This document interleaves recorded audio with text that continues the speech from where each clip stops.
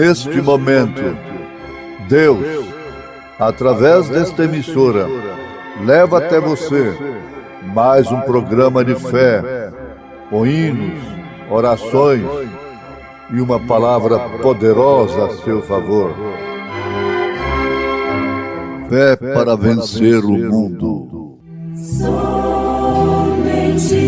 crer,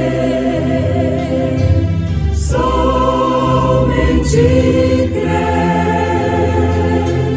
tudo é possível, somente crer, somente crer, somente crer, tudo é possível, somente crer.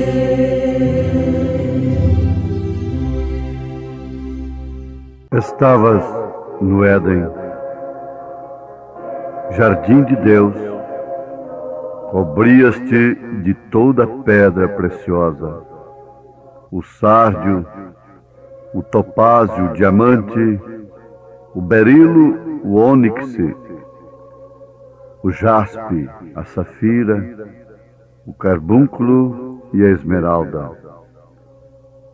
Os teus engastes e ornamentos eram feitos de ouro no dia em que foste criado. Foram eles preparados.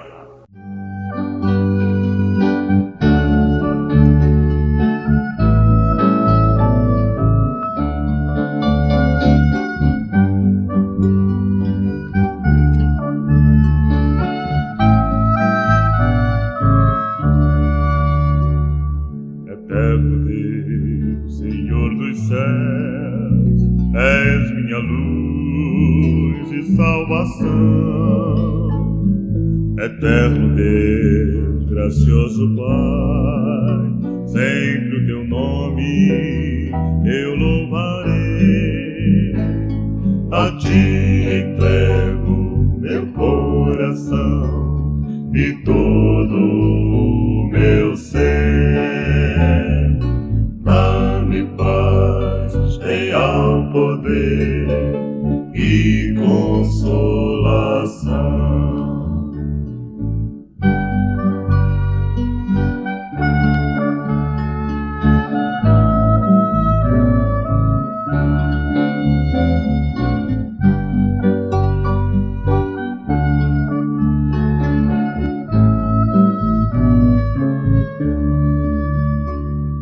Eterno Deus, bondoso Pai, meu bom pastor, vem me guiar, vem me proteger, meu dia a dia amparar. A ti entrego meu coração e todo o meu ser. Real poder e consolação.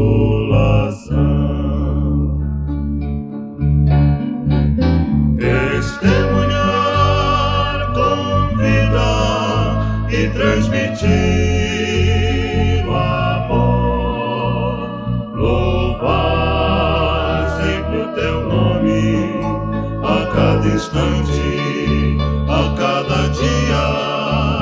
Real poder sentido, tua mão, ó Deus, me sustentando a cada instante, a cada dia do meu viver. Testemunhar com vida e transmitir o amor a cada instante, a cada dia do meu viver. A cada instante, a cada dia do meu viver.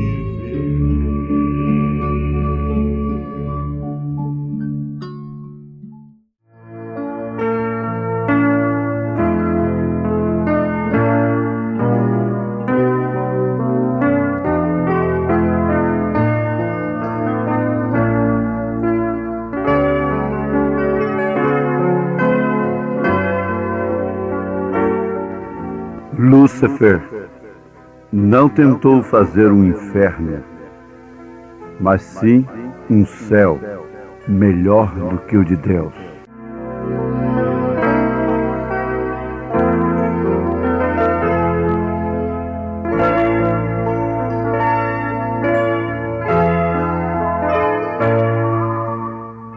Um filho não é um imitador, mas uma sequência do pai, uma continuação.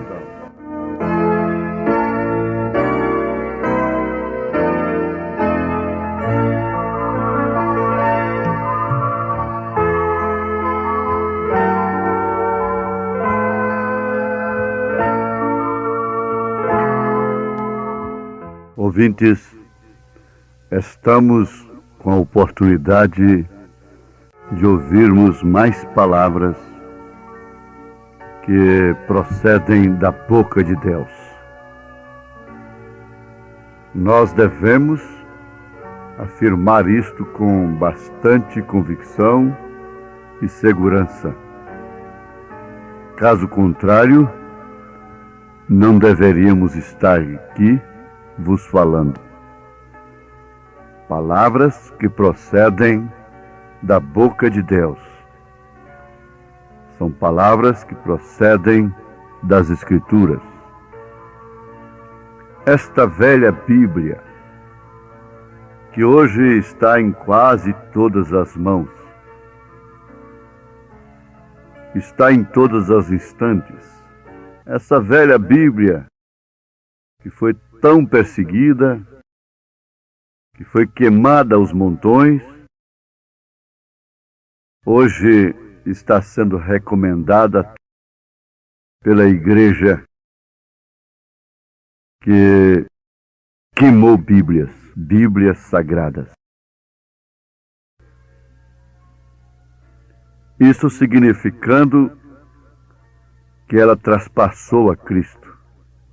Porque antes de matar cristãos nas arenas, nas fogueiras, ela traspassou o lado de Cristo com uma lança. E nós estamos com essa Bíblia de uma maneira revelada. Você sabe que Jesus passou por multidões e multidões. Foram muitos que ouviram a Jesus Cristo. Foram muitos os que tocaram nele, mas nem todos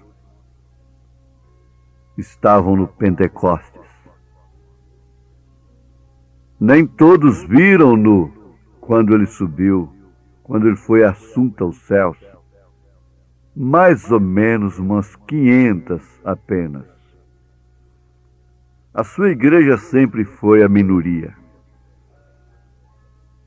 E a mesma coisa é esta Bíblia. Ela não contém a palavra de Deus. Ela é a palavra de Deus. A Bíblia Sagrada é a palavra de Deus. E perguntamos nós, quando que a palavra de Deus tomou o seu real significado, surtiu, resultou o seu verdadeiro efeito, a não ser pela revelação do próprio Deus? São Pedro diz que ela não é de particular interpretação. Interpretá-la de uma forma natural, carnal, é acrescentá-la, é diminuí-la, é fazer ao contrário do que ela ensina, é batizar contrário ao que ela ensina. Se nós queremos saber qual é o batismo correto, nós temos de ver na Bíblia Sagrada como que os apóstolos, São Pedro, batizou e mandou que nós fôssemos batizados. Em nome de quem? Qual o nome do Pai, do Filho e do Espírito Santo que Pedro usou, tendo ele as chaves do reino dos céus? Leiam na Bíblia Sagrada a palavra de Deus em Atos 2, verso 38, em Atos dos Apóstolos, capítulo 8, capítulo 10. E veja ali o cumprimento, a obediência, a prática de São Mateus 28, 19. Agora, vamos lembrar em tempo que Lúcifer, anjo de luz, conforme está escrito em Ezequiel, no livro de Ezequiel, capítulo 28, ele não tentou definitivamente fazer um inferno, o qual ele próprio teme, sabendo que ele será lançado no lago de fogo. Ele não tentou fazer toda essa desgraça que ele fez, usando a mulher lá no Éden, usando a serpente. Ezequiel 28, 13 diz: estavas no Éden, jardim de Deus, cobrias-te de toda pedra preciosa. Veja, ele estava coberto, ele andava sobre as pedras, ele era querubim, querubim da guarda ungido, e foi estabelecido por Deus, estava no Monte Santo de Deus, andava entre as pedras afogueadas. E ele foi perfeito nos seus caminhos desde o dia que foi criado, até que se achou iniquidade nele, fazer aquilo que ele não deveria fazer. Nós sabemos que ele foi um anjo, mas nunca foi um filho de Deus. Ele foi uma criação de Deus, uma criatura de Deus, mas não foi um filho de Deus. Você leia Ezequiel capítulo 28 a partir do verso 13. O que tentou ele fazer? Um céu melhor do que o de Deus. Ele tentou estabelecer na terra um reino melhor do que de Deus. Com todas as experiências, ele convenceu a Eva a sair da palavra de Deus, da Bíblia Sagrada. A Bíblia Sagrada de Eva era simplesmente esta. Ela não era composta de 66 livros. Era apenas isto. Daquela árvore ali que está no meio do jardim, não comerás, porque o dia que comeres, certamente morrerás. Essa era a Bíblia de Eva. Essa era a Bíblia de Adão. Era muito fácil guardar de cor. Não precisava estudar num seminário por 10 anos, por 15 anos, por 5 anos. Como nós também não precisamos. A nossa Bíblia Sagrada resume-se nisto mesmo. Resume-se apenas em uma frase que todo mundo pode saber. Nós sabemos que a Bíblia Sagrada é citada de cor pelo diabo. Ele citou o Salmo 91 para Jesus Cristo. Ele sabe esta Bíblia de cor. Mas o importante não é bem conhecer esta Bíblia, interpretar esta Bíblia teologicamente, intelectualmente. O importante é ter um pouquinho de azeite apenas e um pouquinho de farinha, desde que seja de boa qualidade. E essa boa qualidade significa exatamente isto: ser a palavra de Deus. Isso é multiplicado. Então ele tentou fazer um reino melhor do que de Deus. E ele teve a ousadia de oferecer esse reino para Jesus, para o próprio Deus, lá no Monte da Tentação, pensando que era tão fácil quanto foi com Eva, lá no jardim de Deus. Mas acontece que Jesus não era uma mulher no qual ele pudesse gerar uma semente. Eva era uma mulher, e por isso ele pôde gerar nela uma semente, a semente da serpente, que foi Caim. E aí temos essa trilha da serpente durante todos os séculos. E esse trem, esse comboio, que virou um comboio da serpente, chegando agora na sua estação final. É isso que o inimigo fez. Ele não destruiu Adão, ele não foi a Adão, porque com Adão ele não conseguiria gerar um filho, o filho da maldição, conforme diz São João. Em Adão ele não conseguiria semear o joio, que Jesus disse: quem semeou o joio foi o maligno. Adão não tinha um ventre para receber um filho maligno, mas Eva tinha um ventre. Jesus não tinha, mas a igreja tem um ventre. A igreja tem um útero. A igreja tem, na linguagem bem clara, tem uma barriga. E a igreja pode ficar grávida, como a mulher pode ficar grávida. Mas Jesus, o homem, não. Então o que ele tentou ali não foi introduzir sua semente, porque sua semente já houvera sido introduzida no mundo.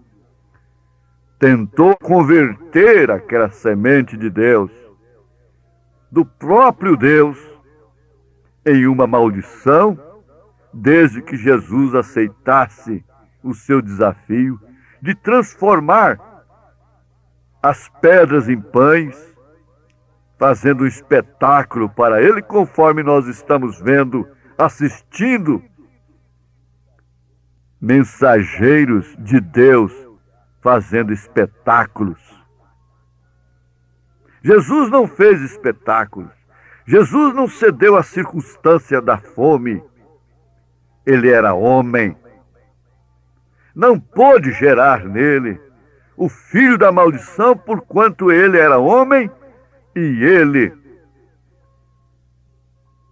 não tinha um ventre.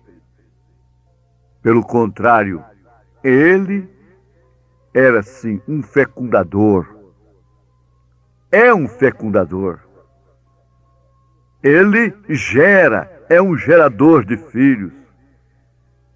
Então ele usa a sua igreja para gerar filhos de Deus. E a sua igreja deve estar grávida de Deus, do Espírito Santo, do Senhor Jesus Cristo. Não é à toa, não é por acaso que São Paulo chama a igreja de esposa, e ele, de esposo, ele qualifica Jesus Cristo como esposo. Não somente São Paulo, toda a Bíblia, São João, São Pedro. Agora, para gerar filhos imitadores, não. Imitadores são Janes e Jambres. Imitar é uma maneira de resistir. Gerar filhos que viessem ser a sequência do pai. Porque um filho não é um imitador apenas. Ele é uma continuação do Pai. Ele é uma sequência do Pai. Isto é certo, isto é bíblico, isto é científico, isto é sociológico, isto é antropológico, é tudo que você possa pensar. Um filho é a sequência do Pai. E Jesus veio gerar filhos. Então a igreja é considerada a mulher. Mas tem uma igreja que é considerada a grande meretriz, a grande prostituta de Apocalipse capítulo 17. Apocalipse capítulo 17, na Bíblia Sagrada, a palavra de Deus. E ela tem suas filhas, dançando perante o Estado, como Herodias colocou sua filha para agradar o Estado a Herodes. E assim odiar o profeta de Deus. Veja como isso se repete agora. Essa falsa igreja, essa grande meretriz, odeia o profeta de Deus. Jezabel odiou a Elias. Herodias odiou a João Batista. E a meretriz desse século tem que odiar o espírito de Elias, o mensageiro de Deus.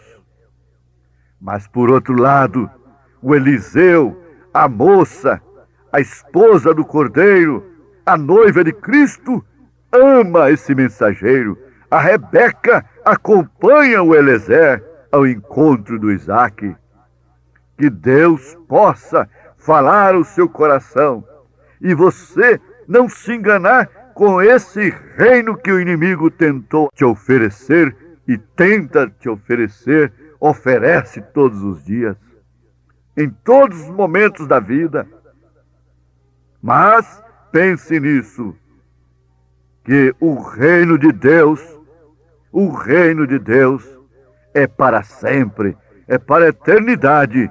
O reino de Satanás é transitório, é passageiro, está fadado ao fogo. E você está fadado aos céus, à glória eterna. Em nome de Jesus Cristo. Amém. Ouve a voz do bom pastor. Na manhã da vida, sob o lindo céu. Ouve a voz do bom pastor. Quando as flores trazem orvalhado véu. Ouve a voz do bom pastor. Segue, segue, sempre segue a Cristo. Ouve o convite do seu grande amor. Segue, segue, sempre segue a Cristo. Ouve a voz do bom pastor. Onde os lírios crescem, nos conduzirá. Ouve a voz do bom pastor. Onde verdes pastos, quietas águas há. Ouve a voz do bom pastor. Segue, segue, sempre segue a Cristo. Ouve o convite do seu grande amor. Segue, segue, sempre segue a Cristo. Ouve a voz do bom pastor. Se nos montes frios um cordeiro errar, ouve a voz do bom pastor. Cristo irá buscar um cordeiro errar, ouve a voz do bom pastor. Segue, segue, Sempre segue a Cristo. Ouve o convite do seu grande amor. segue, segue, Sempre segue a Cristo. ouve a voz do bom.